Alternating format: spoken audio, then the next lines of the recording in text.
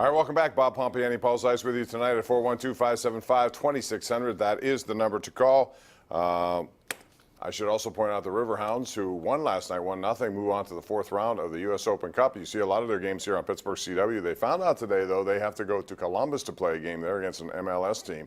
I think they were hoping they'd get a home, match against somebody like DC United. Did not work, and that's the way that goes. So in the meantime, we'll talk about other stuff as well. The Golden State Warriors in action tonight against Toronto. That game is ongoing. We saw a suspension today for Oscar Sundqvist. I don't know if you saw the hit that he put on Grizzly of Boston. It was in the corner, and he hit him pretty good. It's just one of those things. The Grizzly kind of lowered his target area, and Sundqvist made a hard hit, caught some of his head. It was only a 2-minute penalty on the ice, and quite frankly, it's hard to differentiate when it happens live. You really don't know.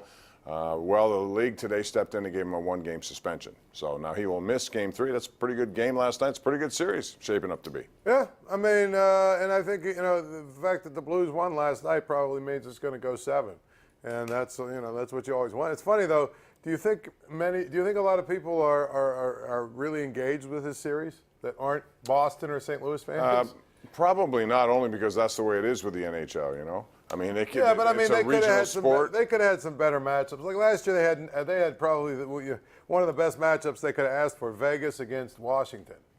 Right. That was a different kind of matchup. But if you want entertaining hockey, this is a really good series, and it will be as well. Yeah, all the way through. I'll tell you, it's a kind of there's a lot of big hits in this thing. Yeah, it's physical. It's contested. Everything about it you should like. I just saw it's great. It's 11-5. What just happened? The Brewers scored 2 more runs. There's another home run or something. All you need to know is Richard Rodriguez came in. Yeah. And there you go. Here we go to the line 2. We got Scott in Cranberry. Hey, Scott, how are you tonight? Welcome to the Sports Call. All right, Bob, thanks. Yes. You just brought up exactly what I wanted to say. Rodriguez got to go. He has got to Well, go. they have a bunch of guys really in that bullpen. I don't know who you put in. If it's a game like this, you're certainly not going to put in Crick. You're not going to put in Vasquez. So that leaves you with McRae. That leaves you with guys like that. Feliz is still up there, right? I thought he was down. Why can't they go out and sign that guy from the Astros? Kimbrel or Keuchel. They're not going to do it. They're not going to sign either of them. They should sign Kimbrel, if you ask me, but they're not going to do that.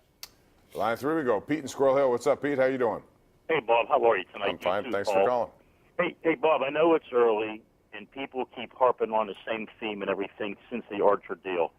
But at this point, Bob, it has to go down as maybe the worst trade in Pirate history. But my question is, why is he getting a bobblehead night, Bob? I mean, how long ago was that decided? That was decided probably right after they acquired him. I think, Pete, they probably did acquire it early, expecting him to be. And quite frankly, who else do you have to put bobbleheads over? I mean, it's not like they have a bunch of bobblehead. Well, right, half 2 is. I mean, what do you? Who are you going to do a bobblehead of? Well, they already had Tyone. Archer's one of the most popular They had Bell players, before. right? Yeah, I mean, you can't unless you're going to repeat the same guys. All right, let's go out to line 4. Ryan in Elwood City. What's up, Ryan? How are you? Hey, Bob, huge fan, love the show. Thank you. You know what, Bob? I've been a huge fan of Neil Huntington. And last July 31st of the trade deadline, I thought it was a good baseball trade, but I said, you know what? Austin Meadows, guys, is going to be the one that got away. And he sure seemed like an MVP candidate. And I want to talk about Starling Marte, Bob. He's been my favorite Pirate, but this guy, he just has so much more potential.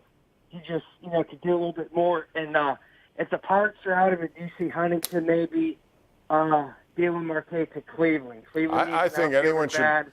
You know what? At this point, thanks for your call. I agree with what you're saying because I think those guys should be on the block. But then again, what are you going to get? Quite frankly, tonight was embarrassing to watch Polanco go after a ball in right center field. It was Christian Yelich who hit one to the wall. He didn't even cut it off. Arcia flies to begin with. It didn't look like there was an extra hustle move in Polanco. His arm is falling off. He can't throw the ball. Other than that, he only has 5 home runs and 15 runs batted in for a guy they expect to be big for them. Marte swinging his stuff in the dirt, so is Polanco. They combined to strike out at least 5 times that I count. Can I ask you a question, though?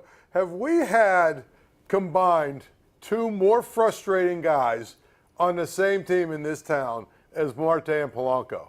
2 guys that just define the word enigma. You look at their talent or whatever, you think, oh, they both, maybe even both of them are 5-tool guys, And there are times when you'll watch them play and you're like, wow, these guys are really incredible. And then they do stuff like that. Or then they do stuff like Marte overrunning second and getting caught in a rundown. Or they do stuff, you know what I mean? And it's like they are so frustrated. Or Marte hitting the ball and not running hard because he thinks it's an out and ended up with a single instead of a double. It's bad enough that they don't get hits in clutch situations. It's worse when you make these kinds of errors. I'm going to tell you what, those two guys drive me absolutely, crazy. I mean, this is ridiculous. All right, let's go out to Clint in Altoona. Hello, Clint. How are you? Yeah, good. How you guys doing? Good. What's going on? Yeah, not much. I was going to ask you about the end of the game yesterday there in Cincinnati. I know the brouhaha there, the season opener with Dietrich and everything, and I had Richie Walsh was on the other day, and he said, hey, let's just try to get this guy out and don't throw meatballs over the plate and try to pitch him up and in. But, Holmes was on there pitched last night, and he hit Suarez. I don't think at all was it intentional. He walked, seen him walk out and say something. And as we read an article in the paper, he said, well, he didn't like pitches up and in. I'm thinking, well, that's too bad. Yeah. They should do that more. They need to go inside more and brush people back off the plate. If you're going to dig in, you pay a price for that. If you get hit, so be it. That's on you. I don't care what Suarez likes, what he doesn't like. He should get a high, hard one once in a while. And when he does, maybe it's coming off the plate. The Pirates pitch inside. That's their philosophy. But they need to do more of it. Well, they do. That's what I'm saying. I think if you listen to what people are saying and people that have been quoted the last few days around the league, the Pirates are maybe pitch more inside than anyone else. All right. Let's go out to line 3. Rick in Chippewa. What's up, Rick? How are you? Hey, gentlemen, 99% of that team's bobbleheads. Hey, listen. Okay.